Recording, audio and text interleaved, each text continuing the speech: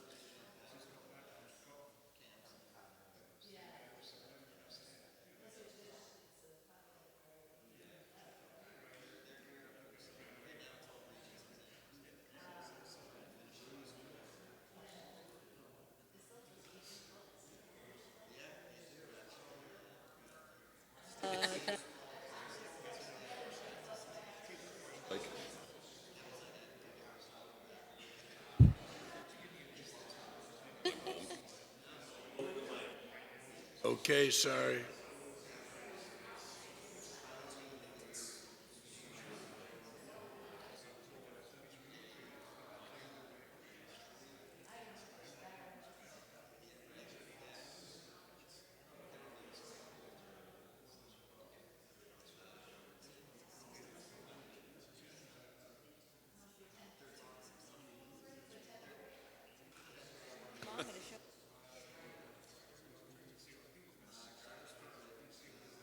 Welcome to the.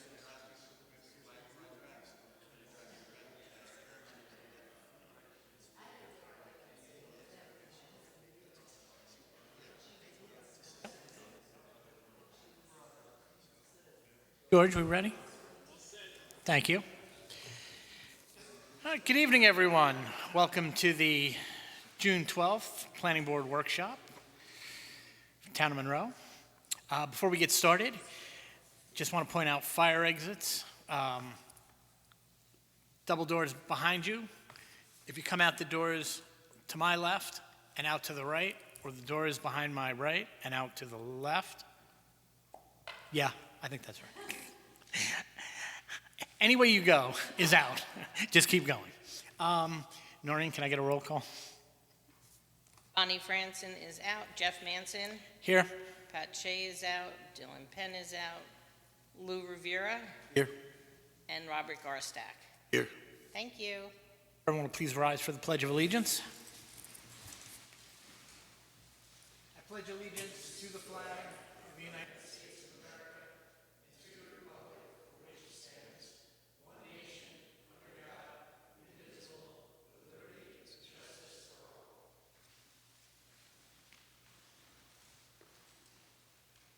First project tonight is Henry Farm. Hi. Hey, John.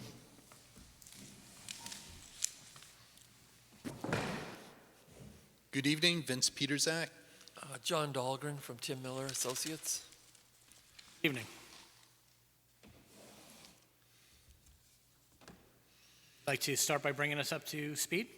Sure. You want to start with the Yeah, so we are in the process of the planning board reviewing our consistency analysis, which is comparing the current plan to what was approved in 2015, more or less.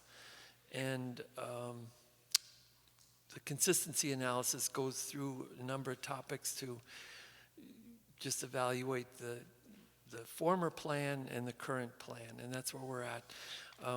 We submitted, I believe, in March and more recently at the end of May, and we've part of this review process is we're coordinating with different agencies, such as fire department, and getting comments from Orange County Department of Public Works and other agencies. So that's part of the process, and we're responding where we can, and we're here today to address any questions. On the wetlands, since our last meeting, I think there was some coordination with the town's wetlands consultant in responding to his comments. So that's part of this package here.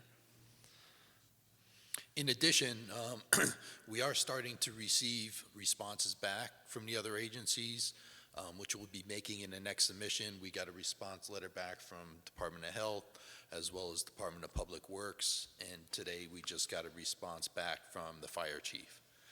So we'll be including those with next submission. In relation to the or we go to our consultants and hear from them to get some feedback. Anything that you'd like the board to be aware of that, as you were going through the analysis, that you feel is particularly important for us to know?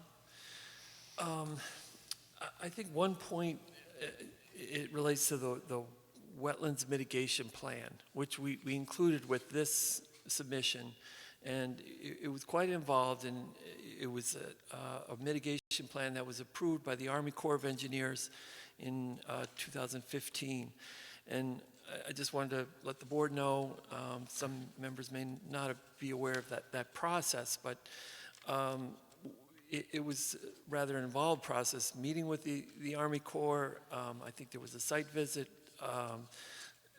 back and forth, several meetings, and also once the Army Corps permit was involved, they required us to consult with U.S. Fish and Wildlife, which we did, and there was a bog turtle survey, a bat survey with mist nets, so it was very involved. So I guess the point to this is that the mitigation plan that we provided with suggested plantings, the area, grading plans, that was approved by the Army Corps, and our position at this point is to proceed with that mitigation plan. Now, we still have to go back to the Army Corps, and they may have some adjustments, but the Army Corps impact to their regulated wetlands is less with this plan than with the previous plan. So we don't foresee any major issues with the permit or with the mitigation. So I just wanted to make you aware of that. All right, just so I'm clear, that plan with Army Corps was developed before or after the most recent settlement and the changes, like where not going to be the housing, where everything is single-family home now? Was that prior to that? Was that wetlands plan, mitigation plan, prior to the changes or subsequent to them? Yeah, that was part of the original approval. Mm-hmm. So prior to all these changes, yes, and the reduction of the senior housing. So the Army Corps mitigation included the senior housing. So with the current plan, you're suggesting that that same mitigation plan, though, will work with this layout. Is that correct? Correct. Okay. Yeah. And it would make it easier for the applicant to get a reapproval from the Army Corps than to go through a new process of getting a separate approval. Okay. Matt? Sure. Performed a review of the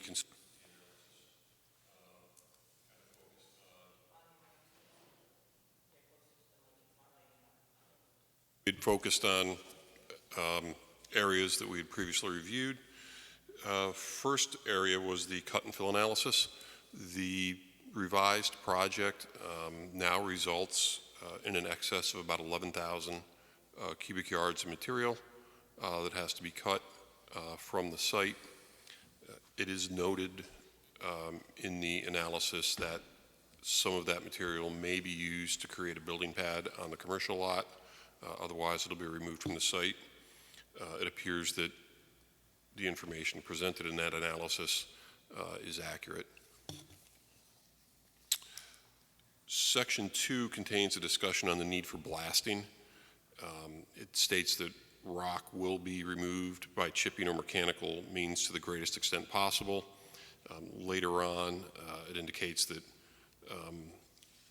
a boring program will be done to determine the potential need for blasting. I think it would be good to add something into that section that once the boring program is completed, that be reviewed with a representative from the town to determine whether mechanical means of excavation is possible or if blasting is required. Possible is kind of who's it up to? What might be possible for one isn't possible for the other. So I think that could be an addition to that section. SWIP for the amended layout. We met with the applicant's engineer on Tuesday to go through that and discuss the applicable DEC design criteria that we'll be using to complete that review. So that is in the process, and we'll continue that review. I think it would be appropriate in Section 3 of the analysis to incorporate just a brief summary of the differences between the two layouts and the impacts on stormwater. Probably a table would be the easiest format for that, and then a brief description that the overall stormwater management methods have not changed, and just compare the results. And then Section 4 of the analysis includes an updated traffic section. I'm not sure if you traffic consultant updated to incorporate some generations from revised layout. Thank you. So I did circulate my comments earlier. I'd sent them to the applicant's consultant as well, just starting with traffic where Matt left off. So I believe back when you went through and prepared the scope for this review, you decided that a traffic consultant wouldn't be necessary, but you did want the county to weigh in on the need for further traffic study. So I know the applicant's been in contact with the county DPW. They'd given some correspondence, but they didn't specifically address whether or not they felt a study was warranted. It sounds like probably not if it seems they're okay with the locations, but if you could follow up and get something from the county on whether anything further is needed in that regard. My comments are pretty straightforward. I had a few just clarifications or corrections to some of the numbers.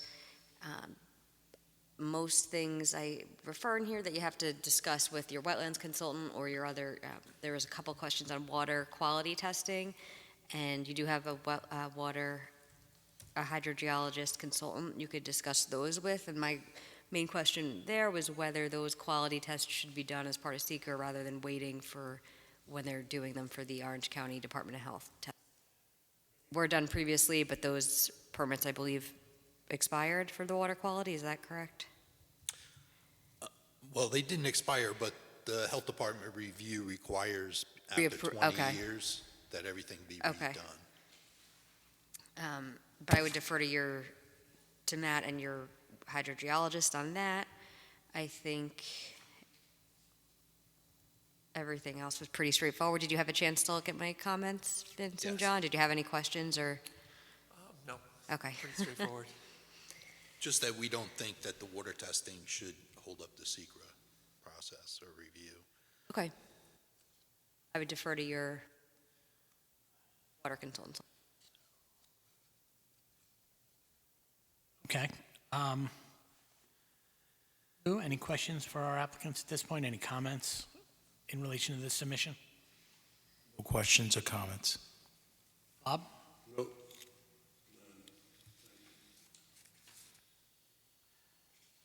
I also didn't have any questions at this point. I mean, I did have a chance to read through your analysis on the consistency, actually. So, I mean, it seems like there's still some work to do to get us all on the same page. One more comment, actually. We did just receive comments from Karen, the landscape architect, as well. I did just forward those to you. They just came in a little while ago. I haven't even looked at them, but I know there was a question there about the tree preservation code that she had in her prior comments, so I did discuss with her that that doesn't apply because that wasn't in effect at the time of the prior approval. So that should, it might not be reflected in her current memo, but that'll be resolved. Great, thank you.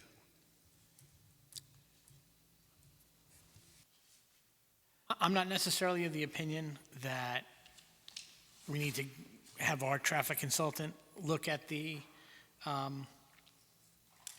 information in relation to that. The project to some degree is less units, so, we can see that in looking at the analysis, that there's going to be some less traffic because of that, but it's going to change up the kinds of traffic a bit, again, without the senior component. But I didn't think we were so vastly different that it necessarily required the consultant to look. Bob, Lou, how do you feel about that? I agree. Right, I mean, I just, that part of the project is consistent enough. So far, the two of you have looked at this, Karen's looked at this. Have any of our other consultants? Your wetlands consultant, I know, we don't have comments yet from them on this latest submission, but I know they have been in contact. They did have comments last time, and they spoke in between, I think, the last submission and this one. So He was out to the site, if I remember correctly. he had Yes. done a site visit, Okay. yes, before your last meeting. So, So we're going to want to get that. yeah, you'll want to get any comments from him, and I haven't seen anything from your hydrogeologist yet, Frank Getchell. So we could follow up with them just to make sure that the applicant has any comments before your next submission. Great. So other than that, what next steps are we? Nothing at this time, just wait for your next submission and go from there. I think they're pretty close to getting everything in order. Great. Any other questions we can answer for you? Anything we can address? I can't think of any right now. Okay. Thank you. Thank you. Have a Thank great you. evening. Thank you. Thank you all.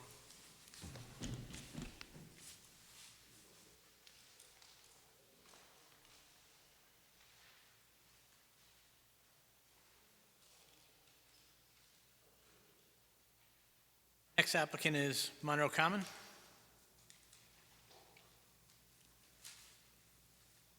If I could give a quick update on this, it's on your agenda just for an extension, so they are, I believe, done or very close to being done. There was one agreement that had to be revised and refiled with the county that they're still working on getting that filed, but I believe everything else has been done for plan signing, so they are ready to be signed, essentially, with that one caveat. And the plan, or the approval currently expires on Monday, though, and I don't know Bonnie's schedule, so just to make sure it doesn't expire before the plans are signed, it'd be appropriate to approve an extension of the conditional approval, and your code does extensions for 180 days.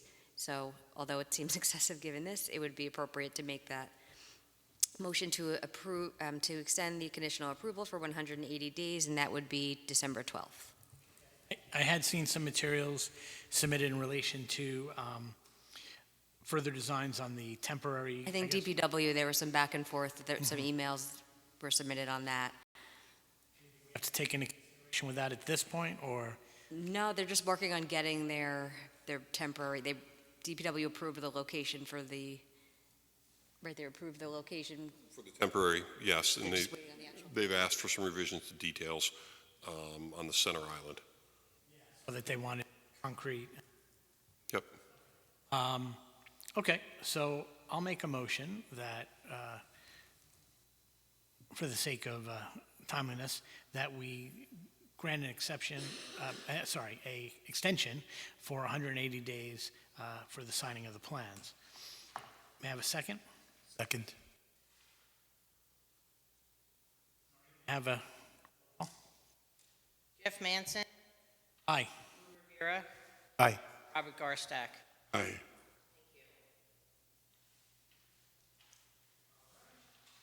Right along then.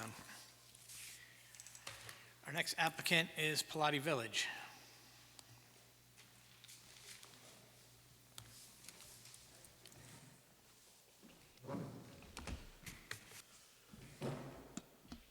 Good Good evening, everyone. For the record, Michael Morgante, project engineer. I have with me tonight Chris Durr from Rockaville. Give you a brief update as to what's been going on with the project. So we're here with an amended site plan, as you're aware. We had some state funding requirements that have changed and have required us to modify the southern site building to have a mix of senior and non-senior units associated with it. That in turn changed the parking calculations that are required for the project, which required us to add 27 additional parking spaces. Those 27 additional parking spaces, that additional impervious surface, required us to do some slight modifications to the stormwater pollution prevention plan. We have adequate, we actually had an abundance of capacity in the existing design. So essentially, there's really nothing that has changed with the stormwater basins other than the fact that we've now updated it to include the additional impervious surface, changed some of the calculations in a minor fashion. That's been resubmitted to the Town Planning Board and MHE for their review. It also changed a little bit of the traffic patterns associated with the project. I think Labella provided a memo essentially that said in the weekday AM peak hour there'd be an additional 2 trips. In the weekday midday peak hour there'd be an additional 10 trips. Weekday PM peak hour would be 14, and the Saturday mid peak hour would be 8. So again, the changes associated with the revision of the units from senior to non-senior in the southern building have had a minor impact on the project. However, it's required that we resubmit, have an amended site plan. That's what we're here for before the board. That's a general overview. I've also provided the board with a little summary table. I don't know if you had a chance to take a look at it, but essentially our residential units don't change, 178 to 178. Our parking spaces, as I noted before, there's an additional 27 spaces. The site disturbance went up by about 0.8 of an acre, slightly less. The impervious surface coverage increased by a little over half an acre, and our open space area went down by a little over 1%. Otherwise, the plan is fairly very similar to what this board approved previously. All the building layouts are the same. Everything's the same. None of that has changed. Is all the parking that was added on the one side of the development where what was going to be the senior housing was? That's Or correct. Nothing over by the apartments and townhouses? The northern site has not changed, not at all. There was no requirement there. It was really just the southern site. And if you look at the site plan itself, the additional parking was shown in the southwestern portion, on the southwestern entrance when you come in. Actually, you can see it right up there on the TV screen. As you come in on the southern entrance, as you start to turn in, the parking spaces there's 9 of them right there on the left as soon as you come in. There's an additional 13 as you make a right-hand turn into the rear parking lot. And if you continue, I'm sorry, across from those 9 parking spaces on the left, there's an additional 8 on the right of that. And then as you continue to move straight, we have additional parking spaces there along that face of the building.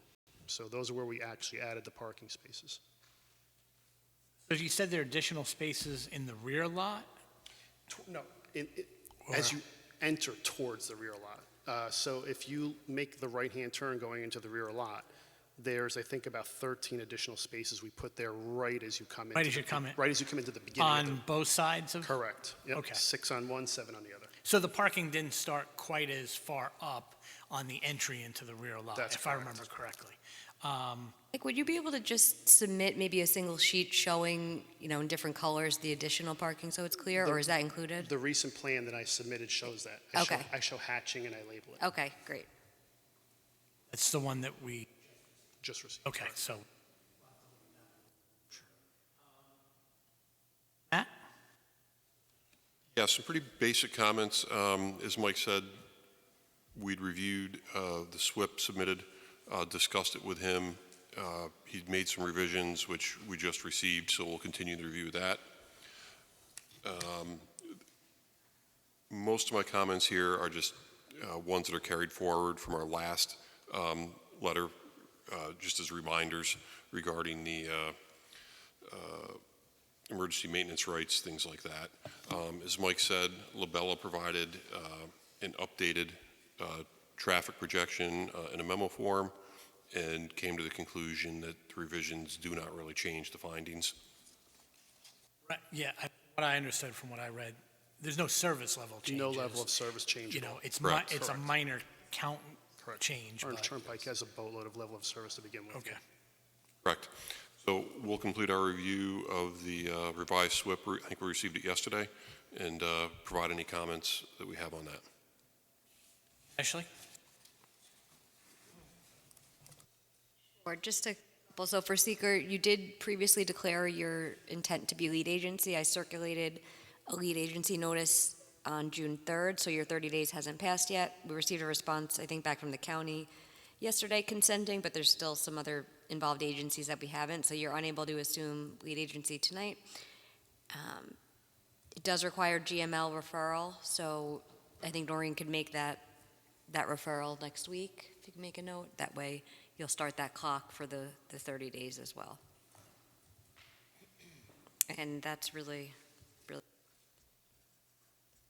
Bob, did you have any questions or comments in relation to this resubmission? Lou? No questions. My questions were really about where the additional parking was. I mean, the rest of it is fairly minor, or, in relation to the SWIP, obviously, I want to hear from Matt on that. So it's really a factor of time. So, yes, if Noreen, if you'll get that out next week for GML, so we can. Matt?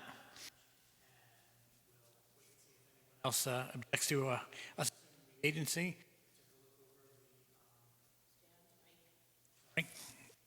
Back. I did take a look over the EAF that you submitted, so I had a chance to do that as well. So I had no questions in relation to, to what we've got here. Sure. Anything we can answer or do for you? We do need a public hearing for this again? Is that correct? So you don't for site plan, you will ultimately for the subdivision, but for this, you can't get the subdivision until you have final site plan approval. So once you have signed site plans, then you can come back for that subdivision. The seeker, though, included the subdivision, so you won't have to redo that, but you will have to come back for a new application. Thank you very much. All right, thanks for your time tonight. Thank you.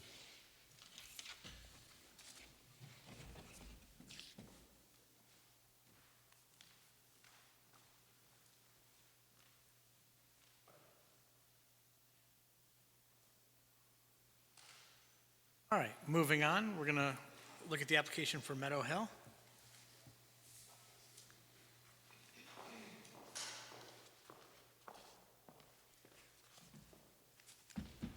Good evening. Evening.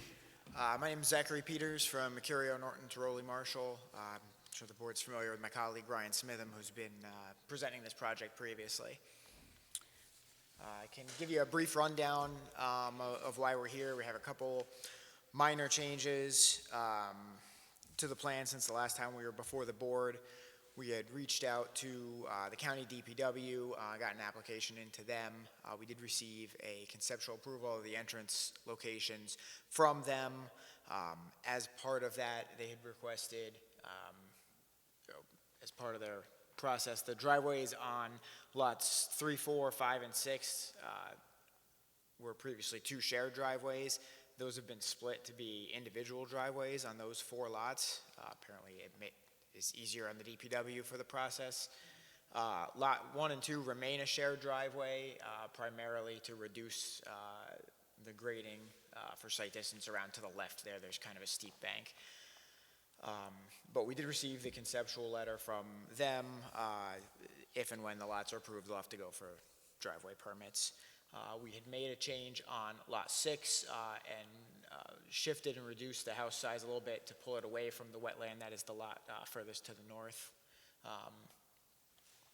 And then the biggest thing that we've done is we did receive some preliminary correspondence with the Department of Health in regards to the old landfill area across the street. from the town. So in the discussions with them, we basically ended up flipping, mirroring the wells and the sewers on those two lots. So the sewer systems on sheet 3 there on lots 1 and 2 are in the front yard, the wells are in the back.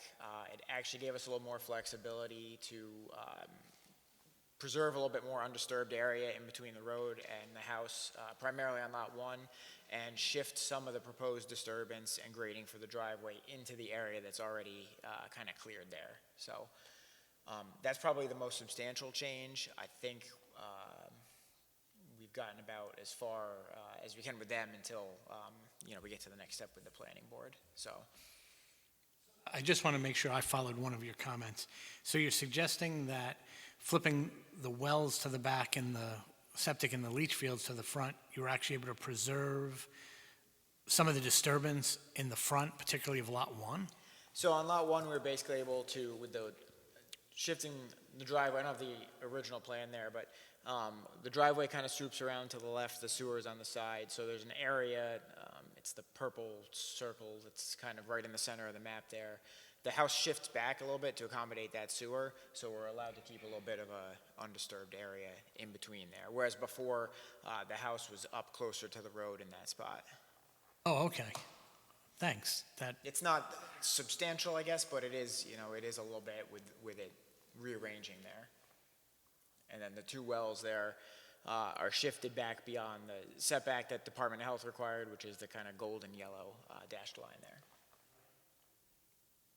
Right, they're both in the little bump outs at the top of the... Correct, yes. Okay. Matt? Yeah, as just discussed, that appears to be the primary revision to the plan, was the flipping of the wells and septics, push the house sites back a little bit farther to the rear. Previous comment that I don't know if you've discussed before, there was an offer of dedication on the southern end here of a 50-foot strip for potential extension of the trail. This version of the plan notes that that would be to the NYNJ Trail Association for a period of 5 years.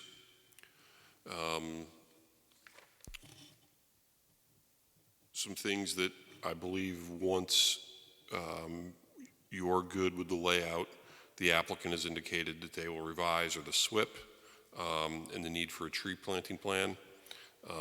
As discussed, they've received some feedback from Orange County DPW, and that process is still in the works. The conservation easement on lots 1 and 2, I think when those revisions were made, it's not clear to me where the conservation easement is currently proposed there. There's text with leaders, but just clarify what that's pointing to. And then wetlands, I believe your consultant looked at these back in 2020. The applicants provided correspondence from Peter Torgensen in 2024 that stated the original delineation from 2019 is adequate. With that passage of time, I don't know if you would like your wetland consultant to review this further, or if you're satisfied with the previous review and the correspondence from Mr. Torgensen.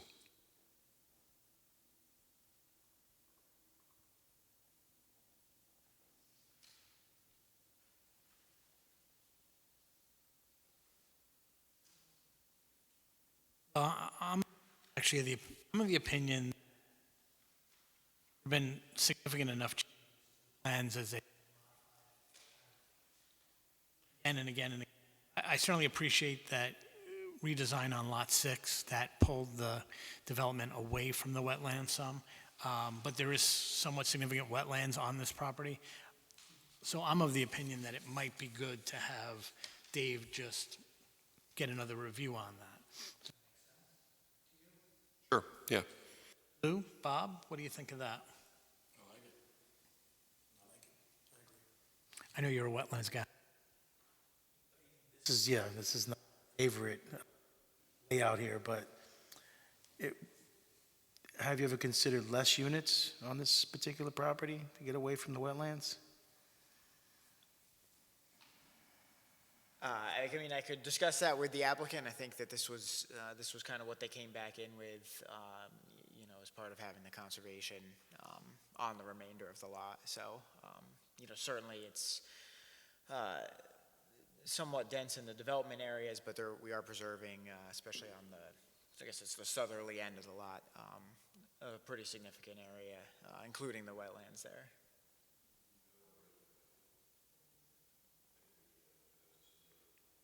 If I remember correctly, when this first came to us, it was 7 or 8 lots that were being proposed. Again, yeah, we weren't involved originally, but No, I I believe know. there were more lots previously, and Right. then it was, at least one lot, I think, was removed. Yeah. And just to touch on the wetlands, and what I think is the next comment there, the environmental consultant did coordinate with DEC on getting a JD. That's still in the works. I'm not sure when we'll hear back on that, but hopefully soon. Predict that. Hopefully soon. Good luck. Anybody's guess. Yeah. Ashley? So I don't really have anything new. I do have some comments that I had made back when you were last here. I believe it was about a year ago. So I could resend those to the applicant. One more thing is I don't believe you ever applied for a local wetlands disturbance permit.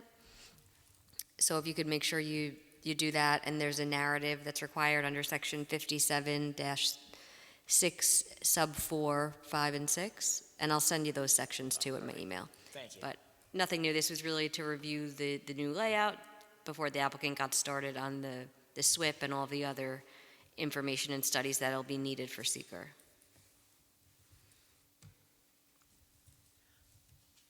Bob, any comments? Lou, anything else?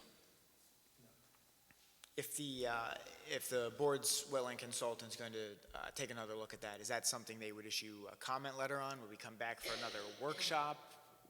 What would be the next procedure, I guess? We're at the position, like Matt said, I think we're ready to do the tree plan and do the SWIP. You know, obviously, if they're going to come back and have any comments that would impact that, we'd rather have that up front. So just trying to get Normally, a- we would get a correspondence, either confirming what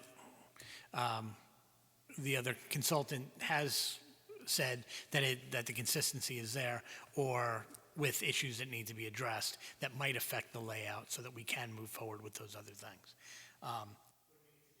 Get that into the hand. Forward the latest plans and ask him to review. Care of normally, or? Sure. Fantastic. So if they come back and don't have any significant comments, I would, unless the board feels otherwise, I feel we don't necessarily need to come back for another work session. We could proceed with the SWIP and the other information. And Agreed. okay, so we'll wait back and to hear on that, I guess. Okay, All right, thank you very much. Thank you. thank you.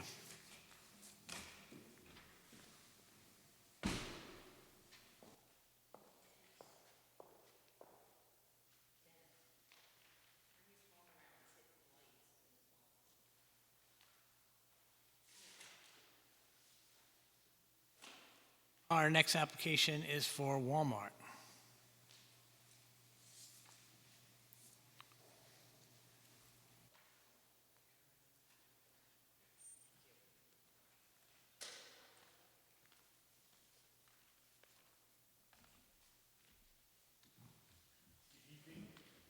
Evening.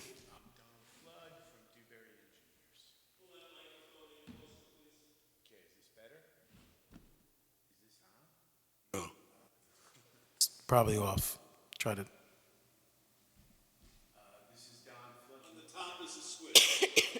Really towards you.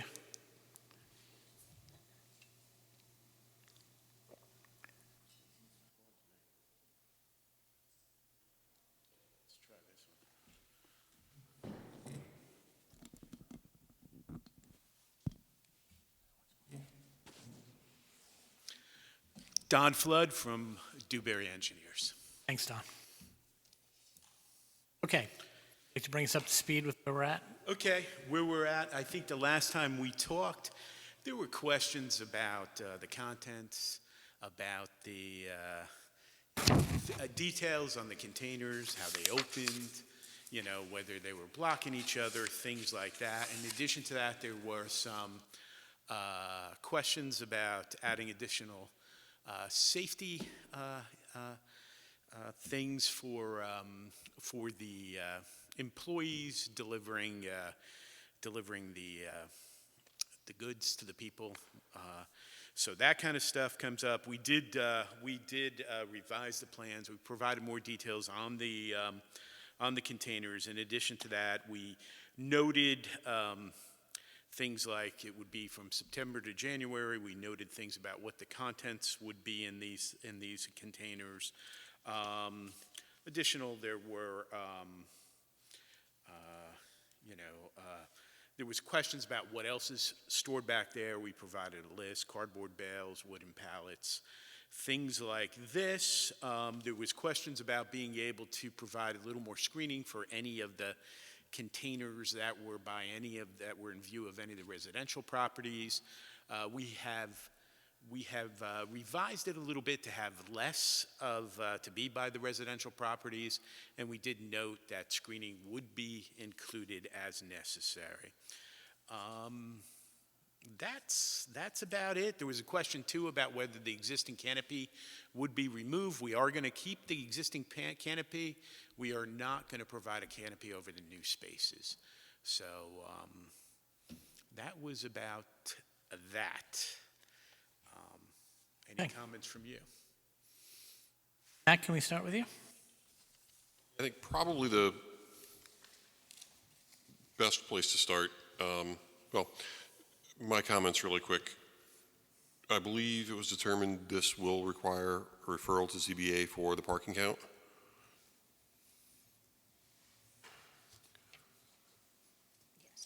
Yes. Yeah, okay. As Don noted, the pickup canopy is to remain. It's labeled that on the demolition plan, C.1.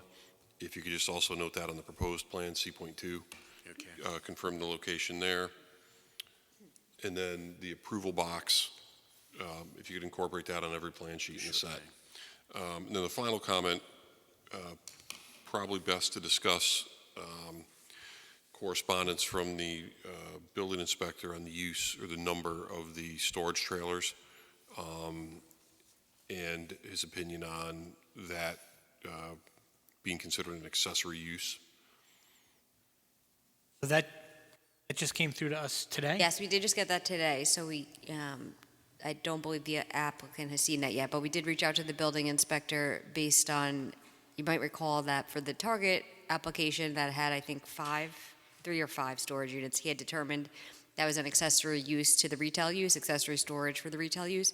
He's determined that based on the number of storage units proposed here, which is 38, that it does not fit within that accessory use. It's no longer subordinate to the retail use. So we could forward that interpretation to you, and you'd have recourse, would be an appeal to the ZBA. Okay.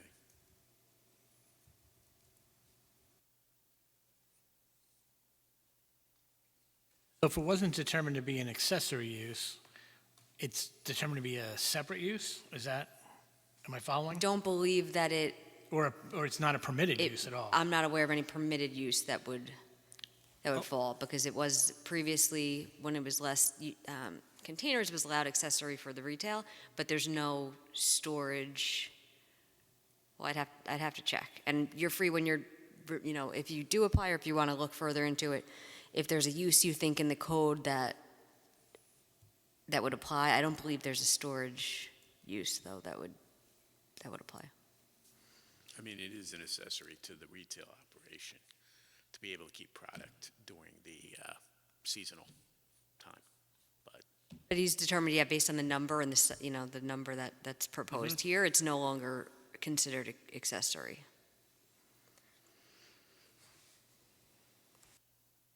Significant amount of the accessory storage that. Yeah, which based on the amount. Okay. And Yeah, you'll be I mean, sending us it kind of harkens back to something I think we discussed at the previous meeting, where I question if there's that much need for that much additional use. I mean, I think I calculated, based on the size of the containers, over 16,000 square foot of additional use among the 38 containers. Perhaps an expansion there. Certainly since they're thinking of expanding in the front of the building, where that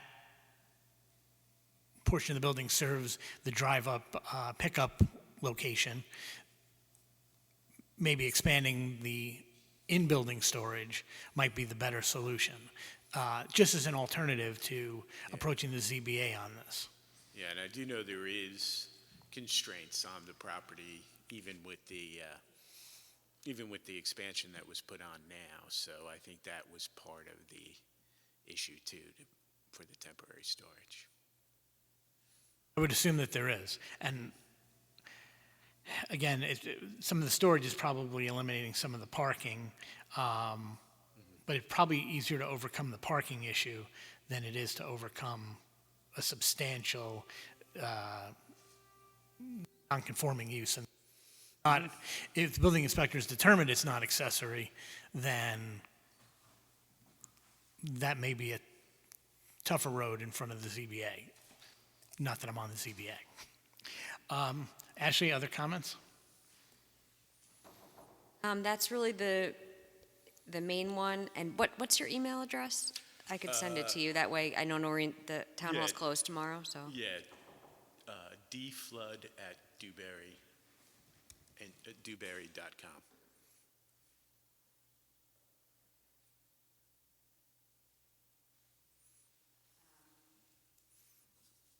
That's really a threshold issue that has to be resolved for that part of the application. I think my comments from last time were still outstanding, just some cleanup on the application forms. There was the narrative in the second to last paragraph. It says that the number of trailers per year varies plus or minus 3, but based on the math, that should be it should say plus or minus 3. I think it says plus or minus 4. So that should be revised in a future submission. And also, if you can make sure you include revision dates whenever you submit a revised narrative or anything else. I don't believe that narrative had a revision date. And then also, I had a comment I know you were combining the applications. On the actual plans, if you could show, on the site plan itself, show both all the storage units and the addition. There was a separate plan, I think, for the storage units. They weren't actually shown on the same site plan, but again, I think before you come back to this board, you'll want to address the accessory use question. And Okay, so show both the storage units. yeah, as and one the single expansion. site plan. Okay.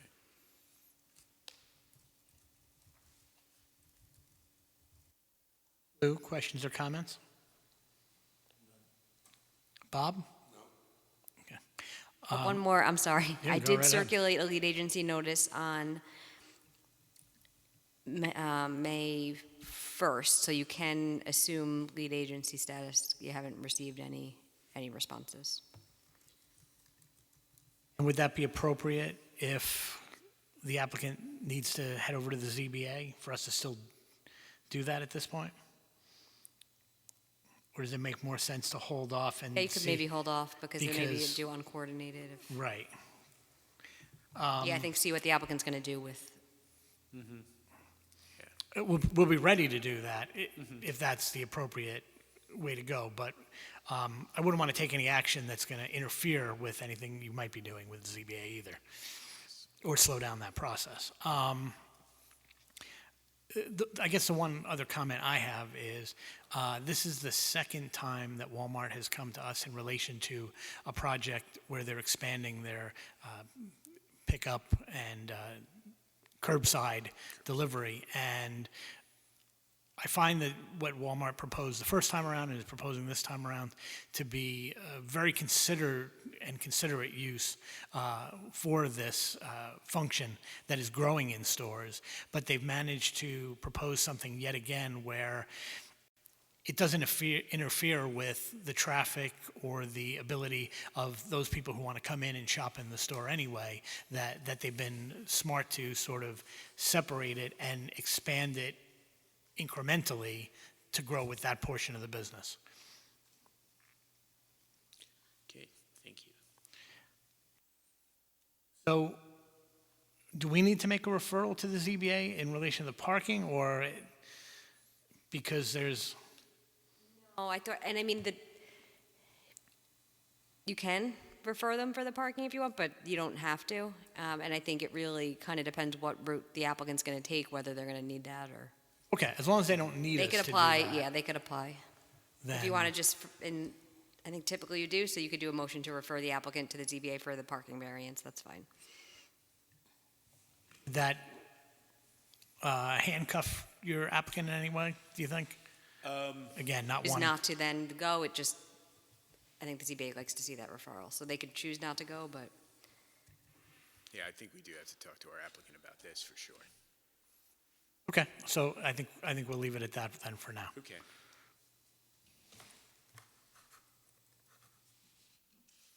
Okay, thank you. You.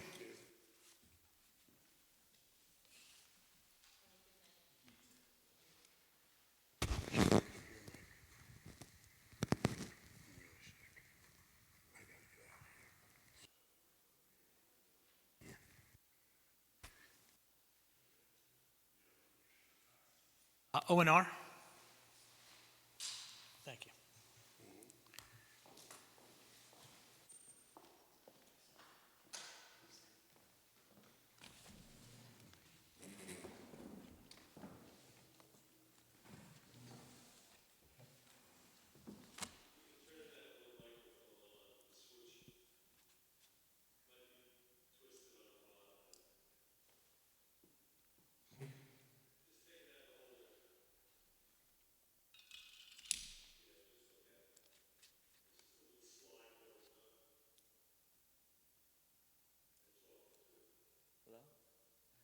You can always use.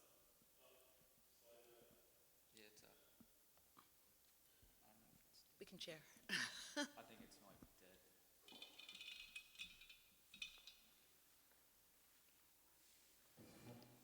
Okay, No. We're okay, we can share. welcome back. Thank you. Good evening, Honorable Chairman and members of the board. My name is Leslie Snyder. Excuse me, closer. My name is Leslie Snyder. I'm a partner in the law firm of Snyder and Snyder. I'm here tonight on behalf of Orange and Rockland Utilities. I have with me Kevin on behalf of EN Engineering, along with Mike Hominick from Orange and Rockland as well. We submitted updated plans on May 27th, which included some additional response to the landscape comments. We also addressed MHE's comments. We also addressed the county planning board. They had a few comments, although they did note it was for local determination, but we responded to all of those comments as well. We also submitted an updated SWEP for MHE's consideration and a construction management plan, which addressed that obviously it's an unmanned facility, but during construction we won't interfere with the traffic in the community. And so I think here we were told to come obviously tonight to sort of review the environmental assessment form so that we can hopefully move the secret process along. Thank you. Before we get to that, any,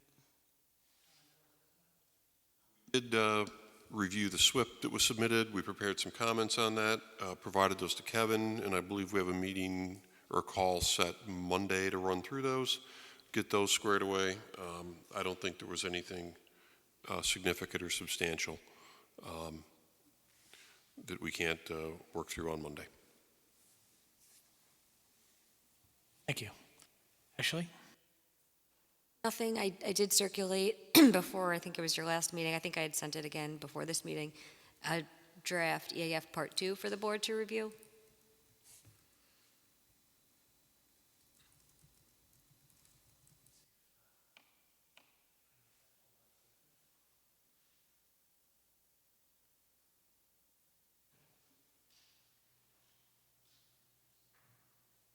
And the potential impacts noted in red were For small. for small, because the column is either for no or small. I didn't see your first email. Looking at it.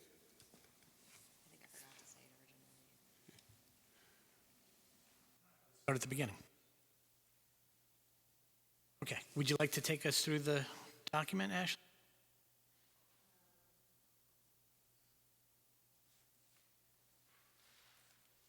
Sure, so the first question is impact on land. I'll kind of just go through quickly if the board has any questions. So everything under this category, the proposed answer is no or small impact. There were 3 where it was specified that I believe it would be a small impact. That deals with the excavation of more than 1,000 tons of natural material, the fact that the project will involve construction that continues for more than 1 year, and it may result in increased erosion, whether from physical disturbance or vegetation removal. Just real quickly, what is the timeline for the completion of the project once it's approved? Basically, 6 to 12 months is what we think.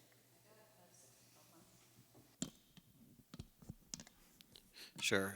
So typically, the projects will take about a year, but depending on delays, there's a lot of utility building going on in the country right now. So a lot of equipment's delayed, a lot of steel is delayed. So, out of abundance of caution, we're saying, 18 months for... 16 months, actually. 16, thank you. Thank you. Question 2, there was, sorry. All right, just, so as we're going through this, board members, if you have questions or comments, just come forward with those. That way we can just move through this as we can.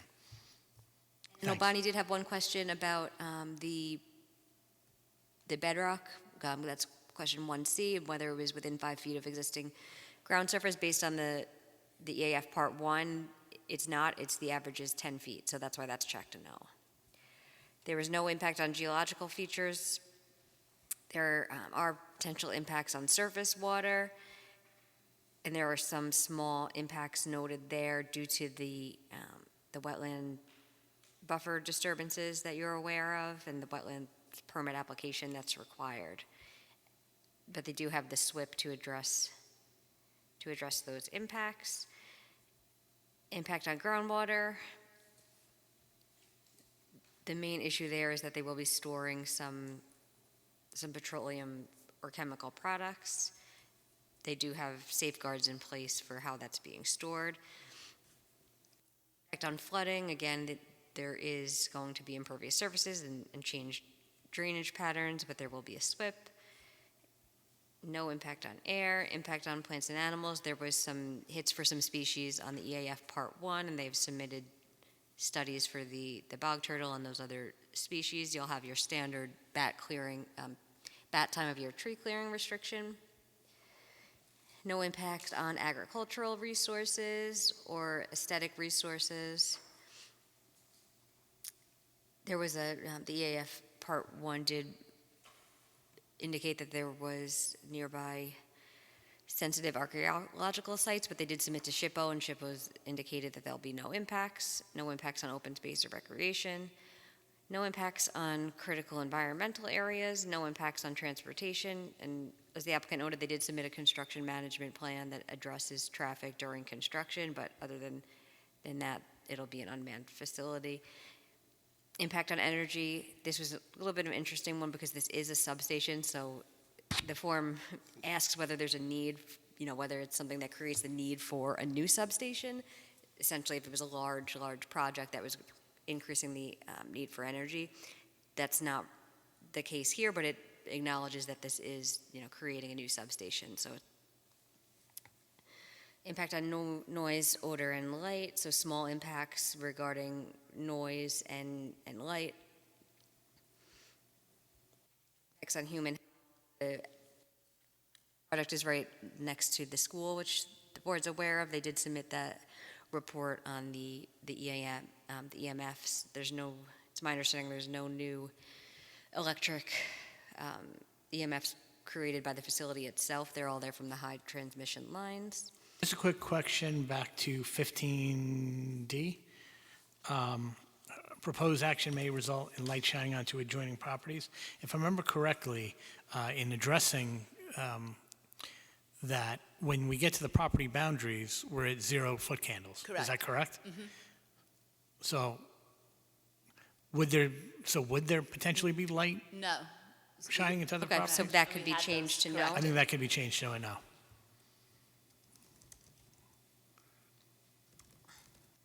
Okay, I'm sorry.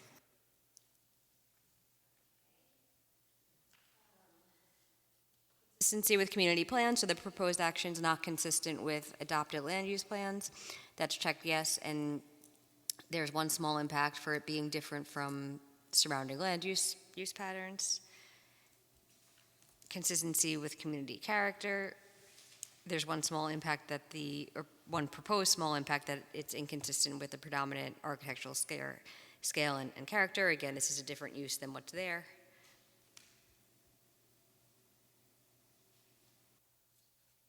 So there were small impacts, nothing that is proposed here as moderate to large. Word is, next step would be to prepare a draft negative declaration. I can't promise that I'll have that for Tuesday, but if not Tuesday, it'll be then a July meeting. Lou, questions or concerns in relation to what we reviewed? Questions? Bob? No. Nothing? Yeah, so I'd like to make a motion authorizing Ashley to prepare a neg deck at this time. May I have a second? Second. Noreen? Aye. Lou Rivera, Aye. Robert Garstack. Aye. Thank you. So I guess we'll see you. Yes, sir. See you Tuesday. Dennis, you had a question or a comment? Yeah. I don't think that. George, is the microphone at the podium, but can it be? Can you hear me now? Yeah. Okay. I submitted comments 2 days ago to the latest plans I received. I've copied you all. I wonder if there's any response to those comments. Still reviewing those comments, Dennis. Okay. Yeah, I did see that you submitted those a couple of days ago. I took a quick run through them today. I understand. but- One 2 days ago. Yeah. Yeah, so we're still working on absorbing that. Yeah. All right. But that'll certainly have to be addressed in finalizing anything with the tree plan, of course. Right. Some of those comments just related to some architectural issues relating to the layout of the screening trees, which is pretty straightforward. The other one was in relation to interpretation of the new tree law, which I suggested needs some additional thought in terms of how that's interpreted, and I believe it has been interpreted not in accordance with the new law, but I'm not sure because I think it's unclear and needs to be reviewed. Leslie, had you had a chance to review Dennis's comments? Did you have any questions for him? Yeah, we looked at your comments. One of them had to do with like the spacing of how the trees are that we're adding. Make sure you're on mic, please. Oh, sorry. Thanks. We looked at your comment about the spacing of the Yes. trees, and we'll have, sorry. We looked at your comments. You speak pretty loud, so I apologize. We looked at your comments about the spacing of the trees. Obviously, we provided a robust landscape plan, and our landscape architect says that the 6-foot separation is okay, and we can provide that dense buffer, and we're okay with it. I think there was just a question, do we need more spacing than 6 feet? And our landscape architect says we don't. And I think you agreed with the number of trees, et cetera. We're having someone look into that issue of how you calculate it, because it is a little bit confusing. That's right. And as I said, I think that just has to do with the fee, but it is purely a fee issue. Right. That is not correct. an issue as to the Yeah. screening. I think you're okay, Dennis, with the screening is my understanding of how we Right, propose so it. that was just an opinion on the spacing of those trees. Normally you space them a little bit further apart, but I understand you want to do screening, so yeah, it's an opinion in terms of spacing, so. So Ashley, in relation to the new tree code, who ultimately does the final review of the plans to determine what the fee in lieu of replacement would be, if there is one? Usually we work with Karen on that. Okay. And I know Dennis had sent the comments, I haven't had a chance to look at them, so I don't know what the issue Okay. is. Yeah, it may need some additional discussion between us, because going forward, we don't want to keep having this issue where. Yeah, this is where the first one that, Yeah. under the new This law. is the first one, so we've got test cases going on Yeah. here. Yeah. Okay, good. Thank you. Thank you. Good night. Anything else we can do for you this evening? No, thank you very much. Thank you.